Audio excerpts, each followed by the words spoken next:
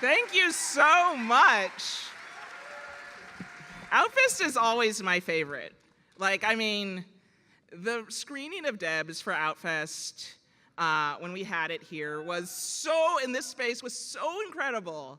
It was so incredible to make art for people who it was meant for. And everybody got everything. I want to thank you so much for this incredible honor. Thank you to Outfest. I'm so grateful for the support over many, lots of years. I believe Outfest programmed my first short, Chicula Teenage Vampire. I don't know if you know it, a classic of the genre. I think that was in 1996 or something crazy like that. So there's that. Okay, so just a note, I'm going to use gay or queer in my speech tonight, and to kind of refer to the LGBTQ plus diaspora. So that's just what I'm doing. And two, I'm going to probably end up swearing a bunch, so I apologize in advance. I make art about queer people. I make art for us. That to me has always been political. So I thought I'd take the opportunity tonight to speak to my family, which is you guys. And I think that everybody here, like me, is terrified. We're terrified about what's happening. I totally vacillate between just taking it to the streets, and then I just bury my head in the sand.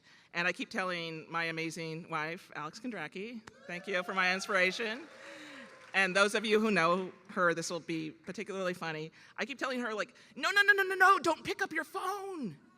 Don't do it. Because if you pick up your phone, you're just screwed. Your whole day, there's some terrible news, and the whole day gets derailed. And there's only so many outrage cycles you can go through, honestly, before you just go you know what, fuck it, I'm just gonna tune it out. Life's okay, because it's too upsetting. But that's kind of the game plan, right? That's what they're after. That's how fascism starts. But we know this. So Alex, who's my inspiration for all things, and thank you, because this is a, life career thing. So thanks for putting up with me. But she said, take this moment to speak to what's going on instead of talking about, my life. Thank you to everybody who helped me get here, yay. But to do it as a call to action. And she's right, and it's important in this time to remember that queer people, we fought wars before. We have to remember that. Now, see, I don't remember when I first knew that I was gay. I might have been 5 or 10, I don't know, maybe 15. By 15, I knew. But I didn't really know what gay was. I didn't know it was a thing. I didn't know it was an identity. Or there wasn't even a word for the feeling I had. And it wasn't until I was 17, doing a summer program on a college campus, where I first saw a pink triangle flag. And I asked somebody, I was like, what's that? I don't get it. And they were like, why don't you know that? So where did you come from that you don't know that? And they told me derisively, as I remember, that that's the flag for the gays. And so in this particular moment, I'm looking at this pink triangle flag, but I still don't know what gay means, really, and I don't know what the pink triangle on the flag symbolizes. So then I come to find out this term gay, was a word that described how I loved, which was deep to figure out, and that the pink triangle was literally a badge of shame used to identify homosexuals who were then exterminated in the Holocaust. So I learned simultaneously that, hooray, there's other people out there who feel the same way that I do. Yay! And also that a lot of those people were rounded up by the government and executed because of who and how they loved. So it's funny, all my friends are like, you used to be so happy. Like, when did you become an activist? Like, what's that? But I don't know about you, but for the past decade, I've allowed myself a certain complacency. A mirage of a post-racial, and I would add to that a post-queer world. I forgot that the inverted pink triangle, what it meant, and it meant never again.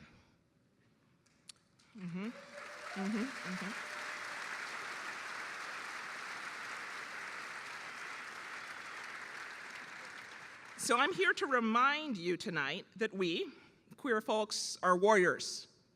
I'm here to remind you of that each and every person in this room is powerful. I'm here to remind you that assembling here tonight is a political act, that not long ago, and in many parts of the world still today, you'd be imprisoned and executed for daring to have this celebration. I'm here to remind you that the LGBTQ+ civil rights movement is to date the fastest and most successful civil rights movement in all of human history. That's true. Because we took a pink triangle that was a symbol of our extermination and we turned it into a symbol of hope, which is a radical fucking act. Okay. We took to the streets when our sisters and brothers of all kinds were being devastated by AIDS, and we made the world listen. And we did over and over what is still a revolutionary act. We came out. Like, everybody's forgotten about coming out. But in this time of so many identities and permutations and social media, it's just easy to forget what was really basic and profound. Coming out historically meant a person going to another person, usually in person. Okay? In person. I'm not tweeting you this, I am not texting you this, I am not Facebooking you this, I am not Instagramming this, I am talking to you in person, and I am saying this is who I am. And you have a conversation about it. So in-person, face-to-face conversation as a radical act of survival. That's what I want you to take with you tonight. Because we gotta do it again, everybody. We gotta do it again. Facebook and all that shit, it's fine, but we gotta stop talking to ourselves and start talking to people who don't agree with us. Old school, coming out. Okay? Yes. We all have to get off our bench and we gotta go back to our hometowns and find folks that wanna roll back our rights and change their minds with our humanity. That's what we did before, and that's what we need to do again. And we need to convince people who are apathetic or disenfranchised or just plain out of the damn loop to vote. So I want every person in this room right now to think about what you are going to do to actually move things forward. I'm not talking about reading your phone and freaking out, okay? What states are you going to fly to? What doors are you going to knock on?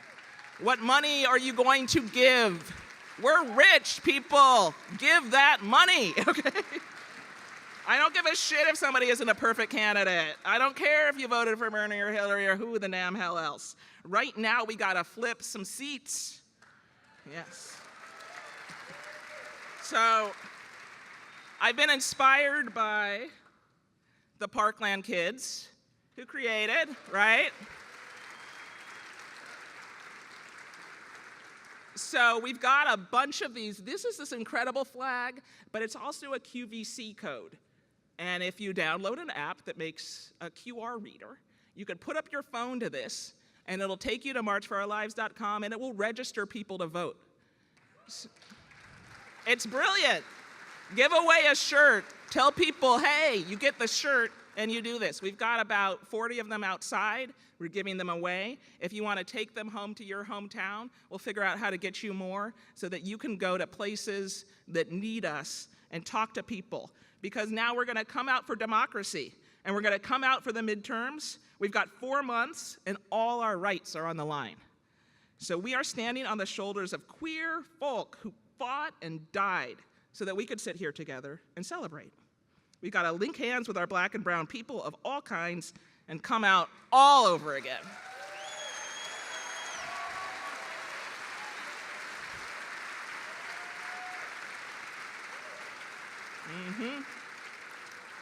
Thank you so much for your support and for your gratitude and for your community.